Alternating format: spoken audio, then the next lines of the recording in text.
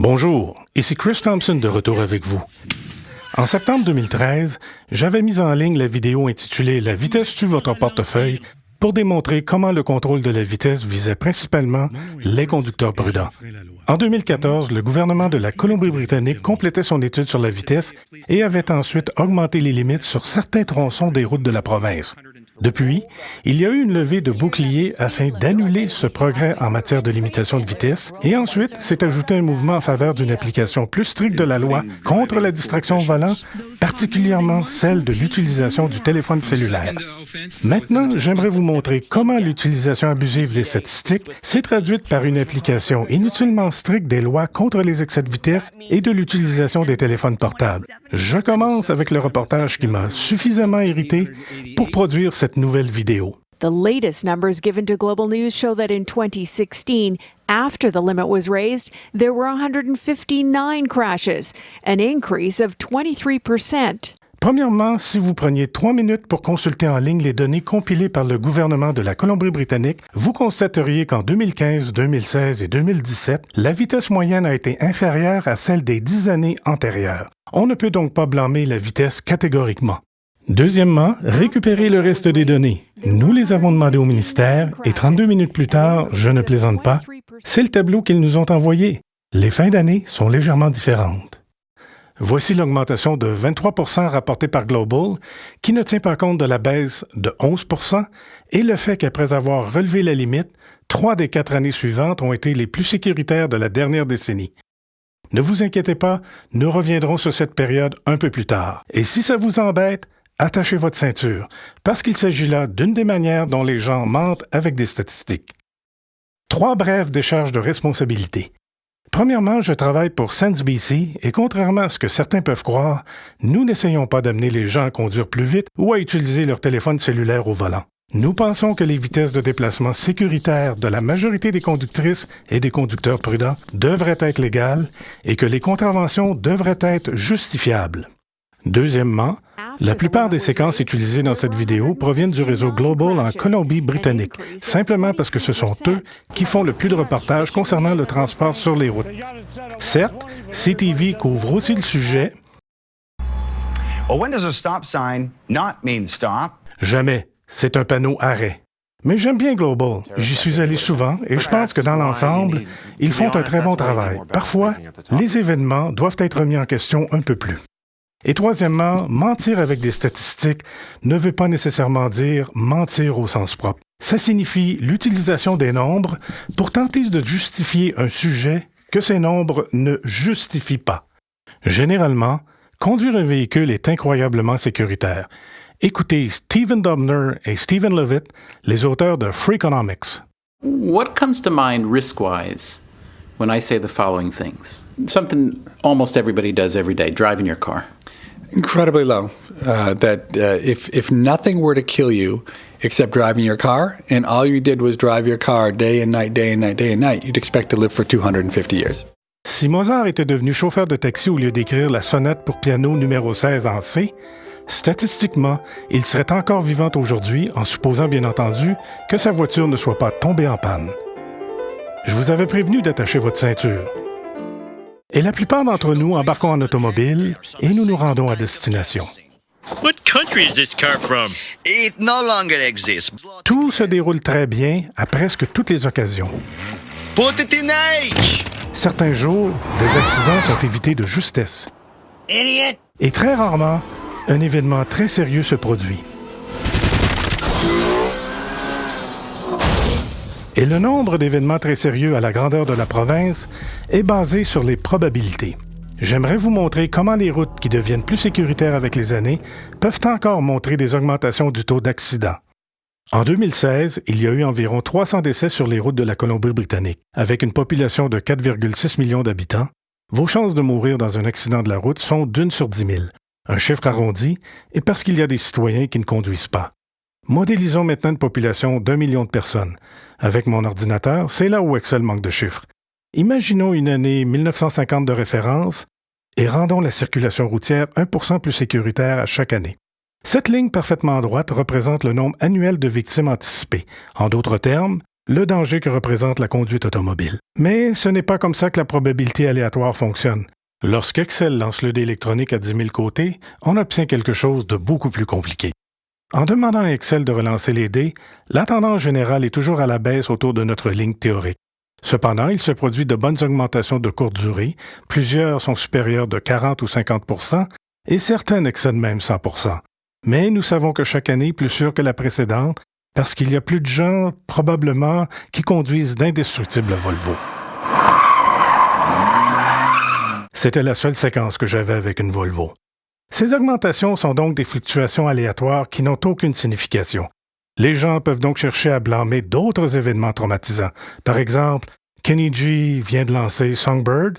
Les gens écoutent encore Kenny G et les gens écoutent encore Kenny G. Mais ces corrélations n'ont visiblement aucun sens. En passant, pour les intellos d'Excel ici, cette feuille de calcul compte plus de 700 mégaoctets. J'en étais bien fier. Alors, qu'est-ce que ça peut bien vouloir dire? Un taux d'accident supérieur ne signifie pas obligatoirement que la situation est plus dangereuse, ce qui m'amène à la première manière de mentir avec des statistiques en ce qui nous concerne. Parler de statistiques. Voici l'explication. Il est très facile de passer des formules Excel au graphique et d'affirmer ensuite que ces augmentations occasionnelles ne sont que des fluctuations aléatoires. Mais dans le monde réel, il faut déterminer si les choses deviennent véritablement plus dangereuses et pourquoi, ou si c'est seulement dû à une malchance. Un exercice plutôt difficile à démontrer, même avec une formation de statisticien. Ceci m'amène à la deuxième façon de mentir avec des statistiques, le recours à de faux représentants de l'autorité. Autrement dit, ce n'est pas parce que vous êtes un expert dans un domaine que tout ce que vous dites est brillant. Considérez ceci. En 2016, ce groupe d'ingénieurs et de médecins avait critiqué les majorations de 2014. Voici ce qu'ils ont écrit. Le nombre de décès s'est accru de 17 % et le taux d'accident s'est amplifié de 14 %. Il s'agissait de la première augmentation du taux d'accident après une tendance à la baisse sur une période de 10 ans. Ces chiffres sont à la page 9 de l'édition de juin 2016 du bilan de la vitesse et de la sécurité sur les autoroutes rurales. En tournant la page, nous constatons que le pourcentage de collisions graves causées par des personnes ayant roulé trop vite a diminué de 4 % après la hausse des limites, ce qui est tout à fait le contraire de ce que les spécialistes affirment. Deuxièmement, Jeff Brubaker, un professeur de médecine d'urgence à l'Université de la Colombie-Britannique, a comparé la répartition des ambulances pour la traumatologie routière avant et après la majoration de la limite de vitesse. En tenant compte des variations saisonnières et des tendances à long terme, il a constaté que les déploiements avaient augmenté de 11 % dans l'ensemble de la province au cours des 6 mois suivant l'entrée en vigueur des nouvelles limites. Le gouvernement de la Colombie-Britannique a haussé les limites sur seulement 1300 km d'autoroute, ce qui représente 1,8 % des 71 000 km de route de la province entière. Mais ça n'avait pas d'importance pour eux, et ces spécialistes ne faisaient que se réchauffer. A few years after speed limits on many BC highways were increased and there is growing concern it was a bad idea. Now a new UBC study has renewed calls to roll back speed limits in places that saw the limit go up 4 years ago. Let's just reset. Let's get them back down to 110 and the other speed limits, the lower speed limits. We now have a full 2 years of data and now we're saying it is actually worse than we originally thought. Vérifions l'étude en question. Hey, SenseBC got a shut up. Hi Jeff, hi Gordon. Je sais, on dirait que je fais des vidéos d'otages ici. Commençons avec la vitesse effective. Ce graphique montre les variations de la vitesse avant et après les changements et ventilé en fonction des zones où les limitations avaient été augmentées et des endroits où elles ne l'avaient pas été. Ce que l'on aperçoit, c'est que la vitesse effective a augmenté davantage dans les zones où la limitation était restée la même. Ceci contredit l'objet de leur étude. Alors, vous vous demandez peut-être pourquoi les augmentations de la vitesse ont modifié le taux d'accident à la hausse? Je vous donne un indice. Driving conditions were so bad, an ambulance lost control and ended up upside down in the ditch. Le mauvais temps. Voici la carte des collisions avant et après, et voici les niveaux des chutes de neige à partir de 2014 pour les villes de Kelowna, Hope et Vancouver. Puisque je n'ai pas trouvé de neige, voici les précipitations pour Merritt et Lytton. Évidemment, les spécialistes ont tenu compte de la vitesse et de la météo, n'est-ce pas? Drôle d'histoire. Ils avaient les données de la vitesse, mais ils ont choisi de les ignorer et ils n'ont même pas mentionné la météo. Qu'est-il arrivé aux statistiques météo? Les avez-vous perdus dans toutes ces conneries au tableau derrière vous? De plus, un professeur de l'Université de l'État de Washington avait relevé de nombreux problèmes techniques dans l'étude. Dr. Brubaker et Lovegrove. Afin d'exprimer ma pensée sous la forme d'une caricature suédoise minimaliste, voici un guide universel d'instruction résumant ce que je pense que tout le monde devrait faire avec votre étude. Vous avez certainement convaincu notre premier ministre. Les 3 réseaux l'ont cité. The increase in fatalities in areas where the speed limits were increased shocked me, quite frankly, and we're going to take a good hard look at that. Non, j'en doute vraiment, parce que moins d'1 mois plus tard... We are all going to have to slow down a little bit on some BC highways as the NDP government reverses some of the higher speed limits brought in by the Liberals. A 3-year review looked at 33 highway segments, and it found serious collisions jumped overall by 11% in areas that saw a speed limit change 4 years ago. Voici le rapport. L'un des points majeurs se trouve à l'alinéa E.4 de l'annexe 2. Les collisions routières sont rares, aléatoires et sporadiques. Les collisions plus graves sont encore plus rares et plus sporadiques. Par conséquent, pour obtenir des résultats significatifs, l'évaluation de la sécurité devrait inclure un échantillon suffisamment large d'endroits où une intervention a eu lieu. Par conséquent, les incidents sur la sécurité des sites individuels ne sont généralement pas statistiquement significatifs et ne sont donc pas abordés dans le présent rapport. Pourtant, c'est exactement ce qui s'est passé. D'une manière ou d'une autre, les limites de vitesse ont été rabaissées à seulement 15 endroits.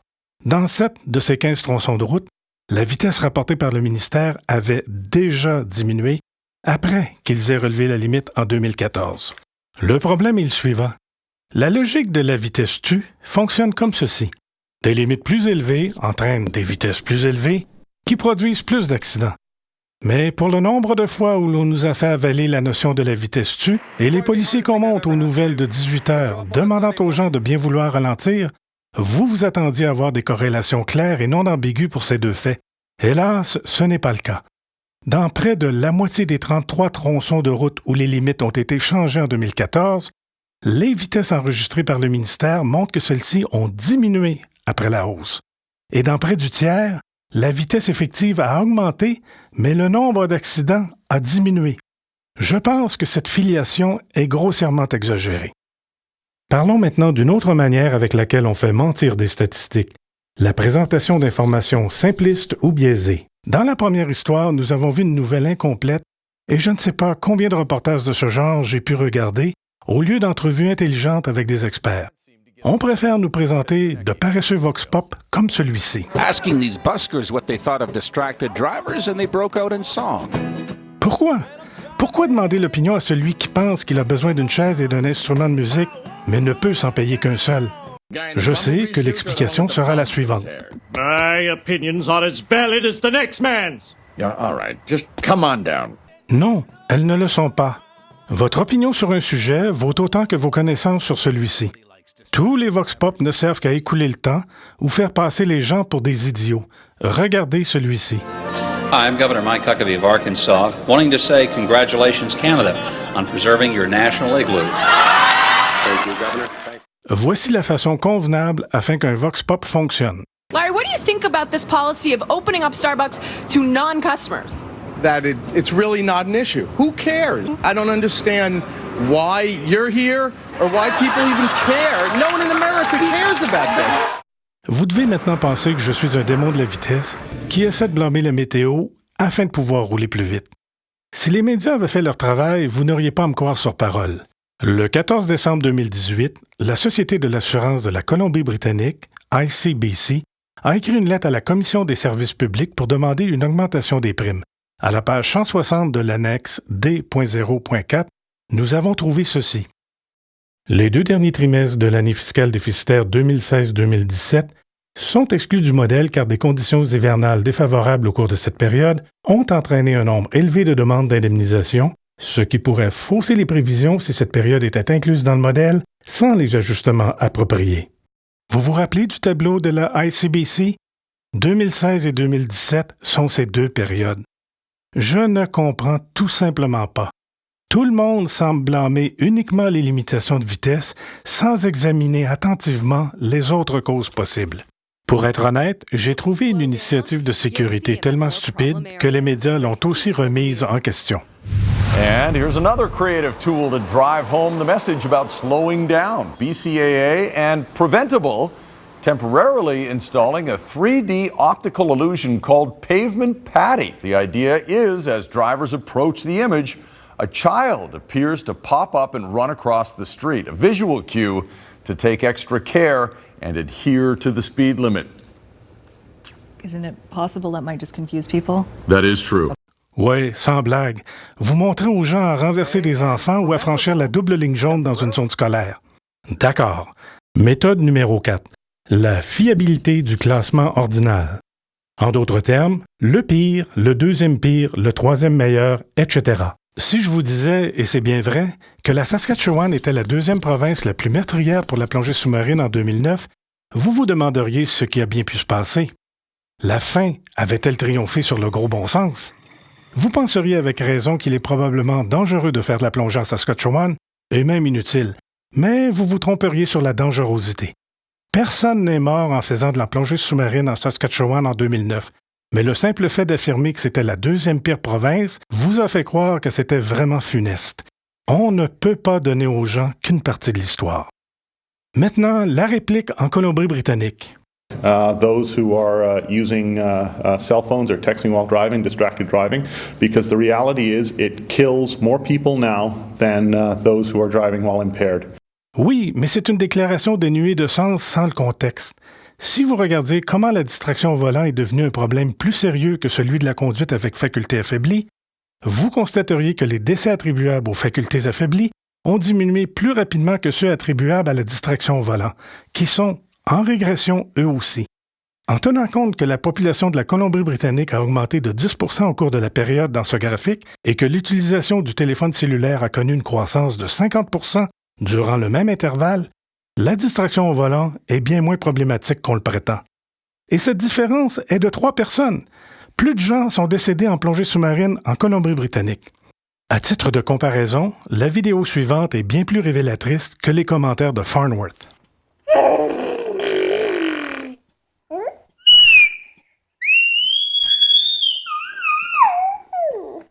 L'énoncé suivant est l'une de mes principales frustrations causées par une politique des transports. Les contraventions pour la distraction au volant montent en flèche parce qu'il y a moins de gens qui se font tuer par des conducteurs en état d'ébriété. Ça n'a aucun bon sens pour moi. David Eby, à vous de jouer. Some of the stats we have received indicate that distracted driving may be a worse problem than impaired driving. Et ce mensonge statistique est utilisé pour déployer cette initiative. The province is looking into the possibility of nullifying your auto insurance if you're involved in a crash because of distracted driving. It would be similar to penalties for drunk driving and street racing.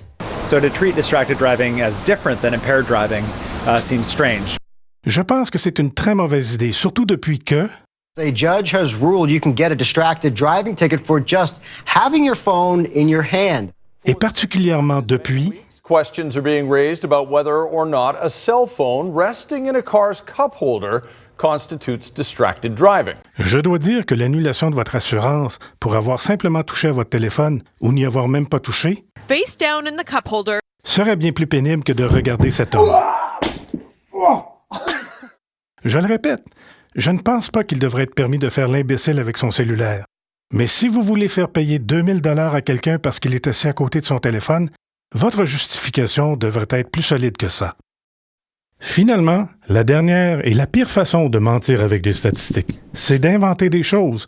En voici une facile. First, though, speed kills is a message we have heard for years, and whether or not you believe it, maybe the experience of a crash expert will convince you. In my opinion, it comes right back down to how fast that vehicle is going. If you don't want to believe a collision reconstructionist, try arguing with math. If a vehicle is going 80 kilometers an hour, it will take it a distance of 31.5 meters to come to a complete stop. Je vais argumenter avec les mathématiques. C'est faux. Observez bien. Voici des cônes placés à tous les 5 mètres et un à 31,5. Premier essai à 80. Un peu moins de 20 mètres. Vous êtes en deçà d'une longueur équivalente à celle d'un tyrannosaure rex adulte. Deuxième essai, 22 mètres. Si un type dans une berline de 14 ans avec près de 300 000 km au compteur peut s'arrêter dans environ 20 mètres tout en relâchant un nuage géant de je ne sais quoi, D'où provient ce nombre? Ce policier l'a-t-il puisé dans son manuel datant de 50 ans? À mon tour d'expliquer avec les maths. Si on utilise la rhétorique des distances d'arrêt pour justifier les contraventions d'excès de vitesse, est-ce que ça signifie que j'ai le droit de rouler à 95 dans une zone de 80? Peut-être qu'il voulait dire 31 mètres et demi en hiver. Non. Et dans une Fiat? Non. J'ai demandé au journaliste d'où provenaient ces nombres, et à son honneur, il m'a prestement répondu d'un article publié sur le blog du reconstitutionniste en scène de collision, le sergent Bruce McCowan. Maintenant, notez qu'il faut 50 mètres pour s'arrêter à partir de 100 km/h et retenez cette valeur. A car that takes 90 horsepower to go from a dead start to 60 miles per hour in 20 seconds can stop in 4 seconds, but it takes 450 horsepower in the brakes. 60 000 à l'heure, c'est environ 100 km/h. Il faut 4 secondes et une distance d'environ 54 mètres pour s'immobiliser. Donc, selon McCowan et tous ceux qui utilisent ces nombres, les performances au freinage se sont améliorées de moins de 10 % depuis 1935. Il en ajoute. Now add in a person's average 2-second reaction time, and that distance jumps to 76 meters. C'est tout aussi faux et nous l'avons aussi vérifié. Randy de Sense BC s'est assis derrière moi avec un clap que je ne pouvais pas voir. Mon pied est sur l'accélérateur. Quand il claque, j'appuie sur les freins. La moyenne, lors des 12 essais, était de 0,27 secondes. Ensuite, nous avons essayé de simuler les temps de perception, de décision et d'exécution dont vous auriez besoin si quelque chose de surprenant se produisait sur la route. Randy va me lire une liste aléatoire de noms de célébrités. George Clooney. S'il s'agit d'un homme, j'appuie sur les freins. Et si c'est une femme, j'appuie sur le klaxon. Un comportement bien connu dans les fraternités. Le chrono démarre quand Randy finit de lire le prénom. Ça n'a pas tout à fait fonctionné comme je l'avais pensé, alors je vais prendre mon temps de réaction le plus lent. Un peu moins d'une demi-seconde. Et j'en ai foiré qu'un seul. Steven Tyler. Oh, fuck, I fucked that one up. Je maintiens ma décision du coup de klaxon. Encore d'autres mathématiques. Prenons le même calcul de la distance d'arrêt de 76 mètres du sergent Bruce McCowan, substituons-le par ma distance de freinage et mon temps de réaction, et puis trouvons ma vitesse de sécurité dans sa zone à 80. Voici ma distance de réaction et ma distance d'arrêt. On réarrange tout ça. Au secondaire, vous vous demandiez où diable devriez-vous résoudre une équation quadratique dans la vie? Eh bien, vous y êtes. Ah, d'après les calculs de... Qui était-ce encore? Correct. Quelqu'un avec mes pneus et mon temps de réaction pourrait, un jour sans précipitation, rouler en toute sécurité à 146 km/h dans une zone de 80 et s'arrêter dans 76 mètres, ce qui lui vaudrait normalement un constat d'infraction pour vitesse excessive, la saisie du véhicule et un reportage gratuit aux informations de 18 heures. En utilisant les nombres les plus conservateurs, la vitesse sécuritaire de Bruce McCowan diminue à 134 km/h dans une zone à 80, ce qui permettrait encore de faire les nouvelles de 18 heures. Doing 134 kilometers an hour, that is 54 kilometers over the speed limit. Et regardez, mon temps de réaction d'une demi-seconde est dans la cible de ce manuel datant de 1957, commençant à 4 dixièmes de seconde. On précise même qu'un temps raisonnable se situe au-dessus de 3/4 de seconde. La conclusion logique des nombres du sergent Bruce McCowan, le responsable du département de la sécurité routière de la GRC à Ridge Meadows, est que la police donne des contraventions et saisit les véhicules de certaines personnes conduisant sécuritairement. Laissons à Stephen Colbert le soin de résumer la situation. There is no English word for that. The closest is the German Klaustufuken. Now, Compound Road. Sergent McCowan, si vous et les autres comme vous traitez les conducteurs comme si nous avions tous le temps de réaction et la distance d'arrêt d'une personne aux commandes d'un camion à benne rempli à pleine charge et surpris en train de rêvasser, nous n'allons pas respecter votre récit. Et un dernier cas qui est bien pire. A Richmond company says its Freedom of Information request has revealed far fewer deaths due to drivers using cell phones behind the wheel than officials claim. You'll see one officer here, a West Van corporal, now retired, who at the time asked himself, what was he doing here, really? We've been told as police, it's cell phones. And that's not fact-based. No one's died as a result of sitting at an intersection looking at their cell phone and putting it down. It's the people that are physically talking. But even the people that are physically talking or texting while they're driving, the stats say 2 a year on average since 2010.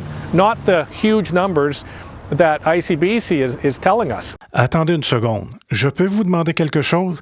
Qui est ce pauvre type? On le retrouve dans les images complémentaires de presque tous les reportages de Global sur la distraction au volant. La réalité est celle-ci. La distraction au volant est un problème en Colombie-Britannique. Les décès causés par les téléphones cellulaires ne représentent qu'une infime partie du problème, mais constituent une gigantesque part du total des billets d'infraction. Alors, pourquoi l'énorme blitz de l'application de la loi pour 2 personnes? Parce que c'est tellement facile et que les conducteurs ont de l'argent. Il y a 50 fois plus de personnes qui sont assassinées annuellement en Colombie-Britannique, mais je n'ai jamais entendu parler des gens hurler pour augmenter les amendes et je n'ai jamais vu une caméra automatique d'attaque à l'arme blanche. Quoi qu'il en soit, revenons aux conneries. But the point here is, far too much effort is focusing on cell phones when clearly there are many other more dangerous distractions. Quoi? Ce sont les médias qui répandent les histoires de distractions provoquées par l'utilisation du téléphone cellulaire. Ce sont eux qui ont demandé à un guitariste et à un mec qui tambourine sur son marchepied de chanter sur les dangers de parler au téléphone en conduisant. Bill Maher le dit mieux que quiconque. That's not news. Non, ça ne l'est pas. Écoutez, je l'admets, j'adore conduire et je suis fier de mon véhicule. J'ai roulé sur 4 roues jusqu'au nord du cercle arctique et sur 2 roues jusqu'à Signal Hill à Terre-Neuve, ce qui, soit dit en passant, m'a fait passer dans cette merveilleuse ville canadienne. Maintenant, je suis la plupart du temps sur cette autre 2 roues.